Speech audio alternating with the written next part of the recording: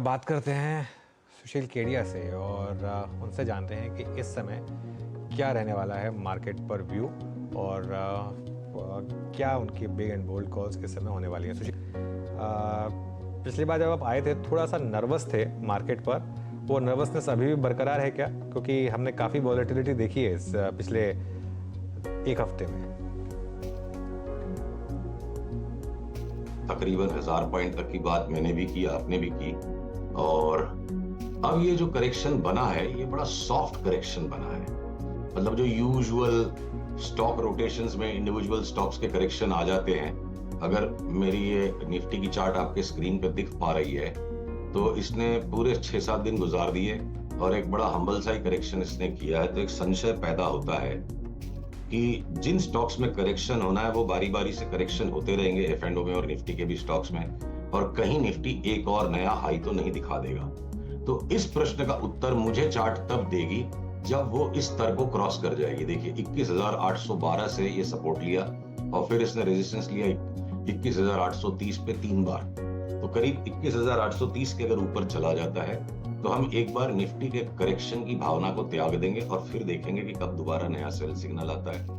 Index के movement में दो चीजें होती है, स्टॉक के इंडिविजुअल मूवमेंट और स्टॉक के साथ में जो कोवेरियंस मूवमेंट्स हैं। तो कोवेरियंस को कंप्रेस कर देगा मार्केट, अचानक निफ्टी जोर से बढ़ी हुई दिखेगी और अंदर से इंडिविजुअल स्टॉक्स में जो कमजोरी है लार्ज कैप्स में वो बनी रहेगी। और इसी के साथ में एक चीज और कहूंगा कि मैंने बड़े गौर से सारे बी ग्रुप के चार्ट्स को देखा लास्ट 2-3 दिन में और लगता नहीं है कि उनका एक ट्रेडिंग टॉप अभी बना है।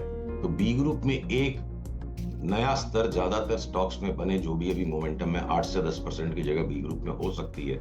इसलिए निफ्टी पे और बैंक निफ्टी पे क्या पता पुराने हाई को टच कर जाए या वापस रिटेस्ट करके ऊपर नया एक हाई बना दे। इस संभावना के प्रति हमें खुले रहना होगा जब भी निफ्टी 21,830 के ऊपर चली जाएगी। ओके, अच्छा सुशील, एक चीज़ जो बहुत क्लियर है कि हर डिप पर आईटी में बहुत शानदार बाइंग आ रही है। आज फिर हमने देखा 2-3 दिन की गिरावट के बाद एक अच्छा मोमेंटम यहाँ पर, और ऑलमोस्ट वही हम यूएस मार्केट में भी देख रहे हैं नैस्डैक में। हालांकि उनके आईटी स्टॉक्स अलग है हमारे आईटी स्टॉक्स से, लेकिन चार्ट पैटर्न्स तो सिमिलर रहे हैं। यहाँ क्या व्यू बन रहा है इस समय और कोई टॉप आइडियाज इस स्पेस से? देखिए आईटी में मजा हमारे को मिड कैप्स में ही आ रहा है, जो सेकंड ईयर आईटी से। अब ये इन्फोसिस की आप चार्ट को देखो, जितना भी इसने स्विंग ले लिया ये अभी भी इस रेजिस्टेंस लाइन के नीचे है। तो जब तक ये रेजिस्टेंस लाइन के नीचे है, जब भी ये वापस नीचे की तरफ फिरेगा मैं इसमें शॉर्ट ट्रेड ही लूंगा।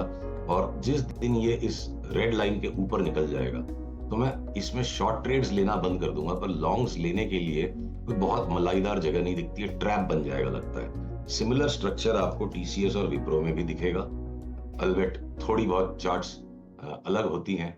ये देखिए जो टीसीएस के अंदर में आप अब इस रेजिस्टेंस लाइन को यहाँ ले आइए, longer term up trend line, ये सारे आवरली चार्ट्स हैं, ये ऑलरेडी टूट चुके हैं। तो मुझे आईटी स्टॉक्स को इस वक्त ये जो एक हमको स्क्रीन देख के लगता है ना कि बाइंग आ रही है, तो बाइंग के बराबर तो सेलिंग भी होती है। चार्ट्स में मेरे को नई जगह दिखती, चार्ट्स में ज्यादा क्लियर बात समझ में आती है कि यहाँ अभी कोई तेजी का दांव लगाने लायक आईटी स्टॉक्स में लार्ज कैप्स में कहीं पे भी कोई पैटर्न बन पाया है। ये रिबाउंड्स हैं जिनमें अभी भी सेल करने के मौके हैं। जब तक ये रेजिस्टेंस लाइंस नहीं टूटती है तो स्टांस वही रहेगा, आईटी स्टॉक्स को रैली में बेचो।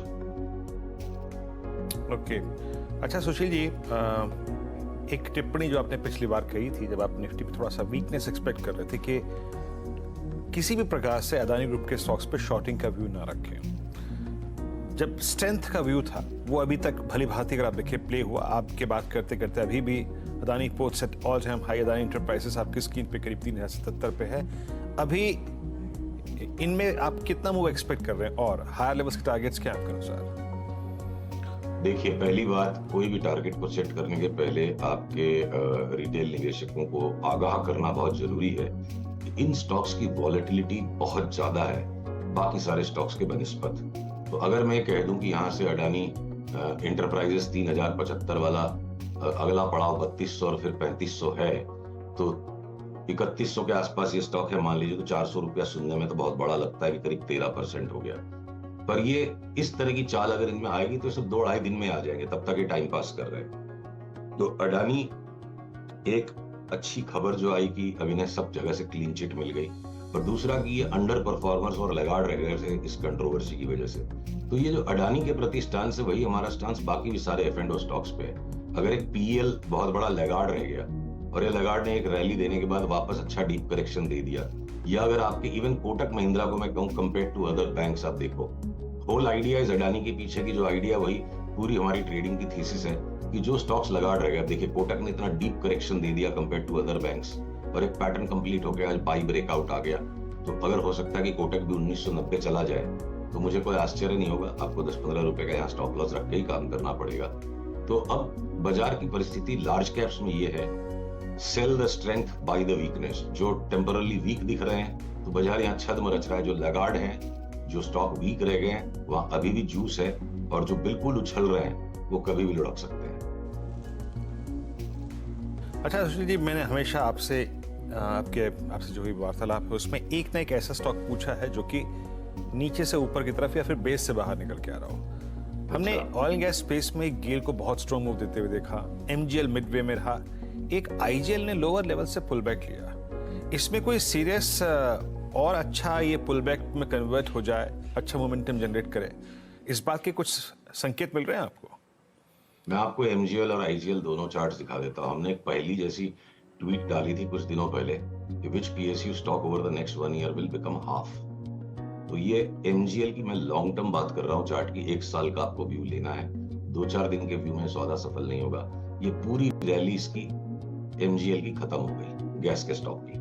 अब मैं इसकी चार्ट की विश्लेषण करूंगा तो समय निकल जाएगा, पर हमने इंटरनली ये व्यू अपने सब्सक्राइबर्स के साथ लिया हुआ, जिसके भी पोर्टफोलियो में है, एमजीएल को बेच दो, त्याग दो, और इसमें अब ये एक फाइनल टॉप आ चुका।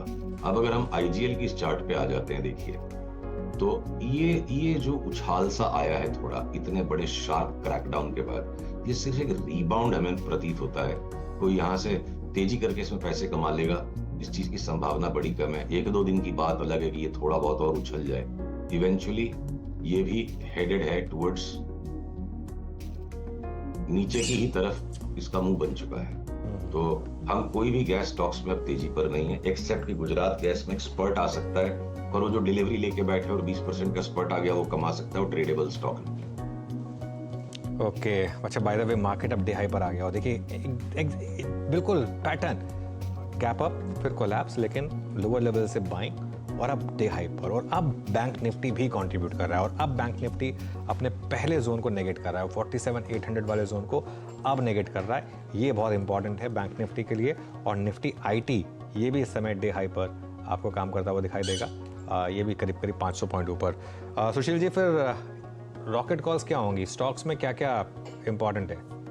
देखिए अब रॉकेट्स जो है ना यहाँ पे अपने फाइनल फेज में लगते हैं मुझे, जिनको हम सो कॉल्ड रॉकेट्स कहते थे। अगर मैं कह दूं आपको कि ये फाइन ऑर्गेनिक्स मुझे यहाँ से लगता है 500 रुपया बढ़ जाएगा, तो फाइन ऑर्गेनिक्स की चार्ट ऐसी है, इसकी चाल ऐसी है, 5-5% एक दिन में चलता है, तो 10% की चाल 2-3 दिन में अगर अचानक स्पर्ट आ जाता है, तो अब ये जो रॉकेट शब्द है थोड़ा सा हमें सावधानी से इसको इस्तेमाल करना चाहिए। मार्केट है एक इंपॉर्टेंट जोन में। देखिए कुछ स्टैटिस्टिक्स मैं आपके सामने रखता हूँ। यूएस मार्केट्स में 80% टाइम जनवरी के पहले 5 दिन बाजार जो भी करता है पूरी जनवरी वही करता है। तो एक बार अगर ये 3-4 दिन की रैली है अगर ग्लोबल मार्केट्स में, और हमारा बी ग्रुप अगले 7-8 दिन जोर से जोश में उछल जाए, तो यहाँ हम नया स्टॉक, नया टोटल एक्सपोजर नहीं लेंगे। जितना भी टोटल पोर्टफोलियो का या लॉन्ग शॉर्ट का एक्सपोजर है, उस एक्सपोजर को कांस्टेंट हमें रखना है, ये हमारा फैसला हो चुका। और ये शॉर्ट टर्म एडजस्टमेंट्स हैं बाजार के। बजट आएगा हमारा, तो 45 साल के बजट में सिर्फ 3 बजट ऐसे रहे कि जिसमें मार्केट ने बजट को ठीक से गैस किया। हर बार वो बजट से पहले जो भी बाजार का मूवमेंट रहता है उसके बाद उल्टा हो जाता है। तो कहीं ना कहीं जनवरी में करेक्शन तो बनेगा, वेदर और नॉट निफ्टी को एक नया हाई अप टच कराए या ना कराए। तो हम बहुत ज्यादा नए स्टॉक्स अब ऐड नहीं कर रहे हैं। जैसे पैसा लो डिजिटल हमने 50 में लिया, कल 110 का भाव दिख गया, टेक प्रॉफिट हो गया। तो एक अब ये डिश टीवी अगर हम बहुत दिन से लेके बैठे हैं, अभी 28, 29, 30 जो भी अगर इसका स्पर्ट आना आ जाएगा तो वहां एग्जिट लेंगे। तो अब हम इंतजार में कि और ऊपर के लेवल मिले तो थोड़ा पैसा घर लेके आए। अभी बाजार में नया पैसा डालने का मूड नहीं। ओके, चलिए फिर सुशील जी बहुत बहुत शुक्रिया आज हमारे साथ जुड़ने के